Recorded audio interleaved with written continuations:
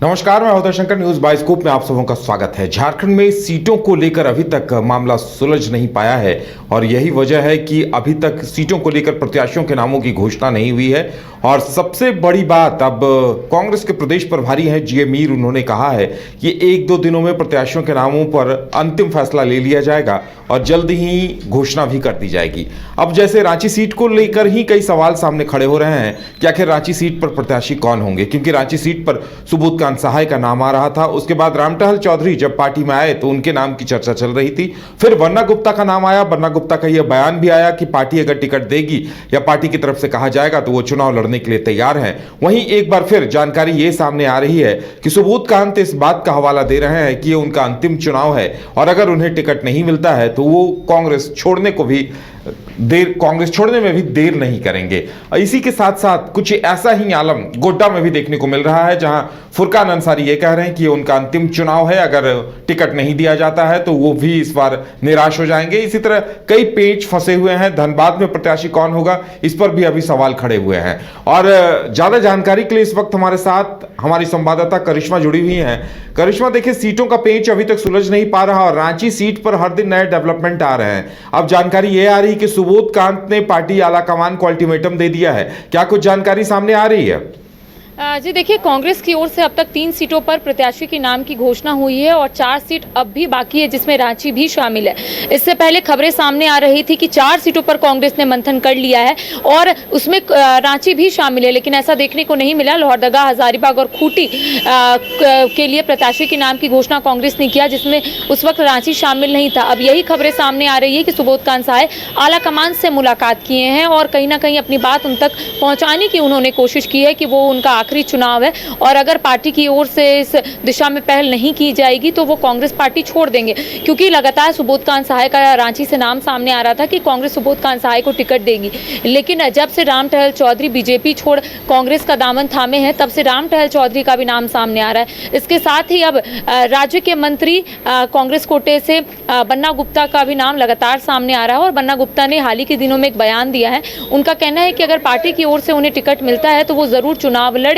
उन्होंने प्रस्ताव भी रखा है कहीं ना कहीं आलाकमान के समक्ष कि अगर आलाकमान उन्हें चुनाव लड़ने के लिए कोई संकेत देते हैं या फिर आलाकमान उन्हें दिशा निर्देश देते हैं कि ठीक है वो चुनाव लड़ सकते हैं, तो उन्होंने कहा है कि मैं पूरे तरीके से तैयार हूं। उसके साथ आपने सही कहा कि गोड्डा लोकसभा सीट को भी लेकर कहीं ना कहीं पेच जो है वो फंसता हुआ नजर आ रहा है। हाल ही के दिनों में जामताड़ा विधायक इरफान अंसारी ने एक्स पोस्ट पर अपनी बातों को रखने की कोशिश की थी। उनका कहना था कि डॉक्टर इरफान अंसारी, माफ कीजिएगा, डॉक्टर फुरकान अंसारी ही चुनावी मैदान में उतरेंगे तभी निशिकांत दुबे हार सकते। उन्होंने ये लिखा था क्योंकि वो पूर्व सांसद भी रहे हैं फुरकान अंसारी और ऐसे में यही माना जा रहा था और जामताड़ा विधायक इरफान अंसारी की ओर से यही कहा जा रहा था कि निशिकांत दुबे का अगर कोई टक्कर दे सकता है तो वो सिर्फ फुरकान अंसारी है। तो अब पेच जो है लगातार फंसता हुआ नजर आ रहा है और कांग्रेस की ओर से अब तक 4 सीटों पर प्रत्याशी के नाम की घोषणा नहीं हुई है। इसके साथ ही सुबोधकांत सहाय भी कहीं ना कहीं अल्टीमेटम दे दिए हैं कि अगर सुबोधकांत सहाय को कांग्रेस की ओर से चुनावी मैदान में नहीं उतारा जाता है तो वो कांग्रेस पार्टी छोड़ देंगे। तो कांग्रेस तमाम चीजों को लेकर विचार विमर्श कर रही है और यही वजह है कि अब तक प्रत्याशी के नाम की घोषणा नहीं हुई है और दिल्ली में लगातार बैठकों का जो दौर है वो देखने को मिल रहा है। अगर प्रभारी जी मीर की बात करेंगे तो लगातार वो झारखंड दौरे में है और मीडिया के सामने वो अपनी बातों को रखते हुए नजर आ रहे हैं। उनका कहना है कि 1 से 2 दिनों के अंदर कांग्रेस जो है प्रत्याशी के नाम की घोषणा कर देगी। इसके साथ ही देखिए कहीं ना कहीं जो पेच है वो चतरा में भी फंसता हुआ नजर आ रहा है, क्योंकि राजद लगातार दावा कर रहा है कि राजद इस बार पलामू और चतरा सीट पर चुनाव लड़ने के लिए पूरे तरीके से तैयार है। लेकिन कांग्रेस ने स्क्रीनिंग कमेटी में यह फैसला लिया है कि कांग्रेस चतरा से चुनाव लड़ेगी, जिसको लेकर तमाम जो तैयारियां हैं वो पूरी कर ली गई है। त्रिपाठी का चतरा से जरूर नाम सामने आ रहा है, क्योंकि पलामू में आपने देखा होगा कि राजद की ओर से ममता भूया को चुनावी मैदान में उतारा गया। लालू प्रसाद से ममता भूया मुलाकात की थी और उसके बाद से ही कांग्रेस की ओर से यही कहा जा रहा है कि कांग्रेस चतरा से चुनाव लड़ेगी, क्योंकि कांग्रेस इस बार 7 सीटों पर चुनाव लड़ रही है और कांग्रेस ने स्पष्ट रूप से कहा है कि कांग्रेस कॉम्प्रोमाइज नहीं करेगी। गोड्डा की बात हो, रांची की बात हो या फिर चतरा की, पेच जो है लगातार फंसता हुआ नजर आ रहा है। अब तक ये स्पष्ट नहीं हो पाया है कि रांची में कांग्रेस की ओर से कौन चुनावी मैदान में उतरेगा। क्या वो सुबोधकांत सहाय को लेकर क्या कुछ अपडेट आ रहे हैं? क्योंकि अजय कुमार बहुत ज्यादा सक्रियता उनकी दिखाई नहीं दे रही है, वो भी टिकट के दावेदार माने जा रहे थे। वहीं जेएमएम भी कभी कभी उस पर दावा ठोंकती नजर आ रही है। जी देखिए, जमशेदपुर झामुमो चुनाव लड़ेगा, जिसको लेकर झामुमो की ओर से लगातार बयान भी सामने आ रहा है। झामुमो के जितने भी वरिष्ठ नेता हैं उनका कहना है कि झामुमो इस बार जमशेदपुर से चुनाव लड़ना चाहता है और सविता महतो की जो बेटी है उनका नाम लगातार सामने आ रहा है। क्योंकि देखिए, अगर पश्चिमी सिंहभूम की बात करेंगे तो पश्चिमी सिंहभूम में कांग्रेस इससे पहले जरूर दावा कर रही थी कि कांग्रेस की वो सीटिंग सीट है, वहां से गीता कोड़ा एकमात्र सांसद हुआ करती थी कांग्रेस की। हालांकि वो अब बीजेपी में है, लेकिन कांग्रेस की ओर से इसको भी लेकर लगातार बयान आ रहे थे। लेकिन अब झामुमो पश्चिम सिंहभूम से भी चुनाव लड़ेगा, इसके साथ ही जमशेदपुर। तो कह सकते हैं कि झामुमो भी लगातार विचार विमर्श कर रहा है कि आखिर कौन कैंडिडेट को चुनावी मैदान में उतारा जाए। अगर हम बात करेंगे पश्चिमी सिंहभूम की, तो लगातार मंत्री दीपक बेरुआ का नाम सामने आ रहा है। इसके साथ कई लोग रेस में। जमशेदपुर की बात करेंगे तो यही कहा जा रहा है कि सविता महतो की जो बेटी है वो चुनावी मैदान में उतर सकती है। अब देखिए, झामुमो तमाम चीजों को लेकर मंथन जरूर कर रहा है और पिछले दिनों आपने देखा होगा कि सीएम हाउस में जो बैठक रखी गई थी उसमें कई चीजों को लेकर विचार विमर्श किया गया, चाहे वो राजमहल सीट की बात हो,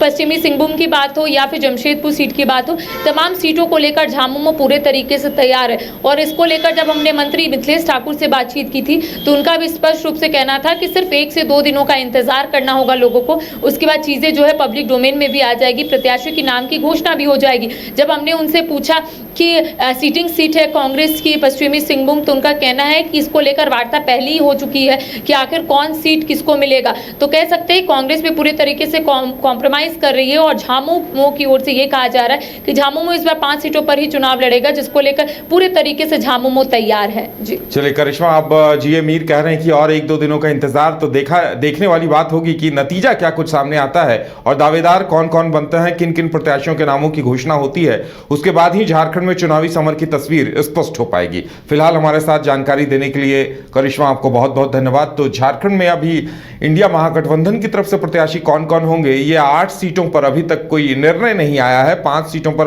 प्रत्याशियों के नामों की घोषणा कर दी गई है। पहले 3 सीटों पर कांग्रेस ने अपने प्रत्याशियों के नामों की घोषणा की थी, लोहरदगा, खूंटी और ये पे। वहीं दूसरी तरफ जेएमएम ने दुमका और गिरिडीह को लेकर प्रत्याशी के नाम की घोषणा कर दी है। अब देखने वाली बात यह होगी कि फर्स्ट फेज में जो पलामू और पश्चिमी सिंहभूम में चुनाव होना है, तो उसके लिए क्या कुछ महागठबंधन की तरफ से तैयारी है, इस बात को लेकर अभी तक किसी तरह का कोई। आपके बच्चों के स्वार्गिन और उज्जवल भविष्य के लिए हम हैं हमेशा तत्पर। हम हैं Guru Gobind Singh public school, college of engineering and management, approved by AICTE and affiliated by Jharkhand university of technology Ranchi. हमारा उद्देश्य स्टूडेंट्स को वर्ल्ड क्लास एजुकेशन के साथ टेक्नोलॉजी मैनेजमेंट के फील्ड में पेपर ट्रेनिंग और रिसर्च के अवसर मुहैया कराना।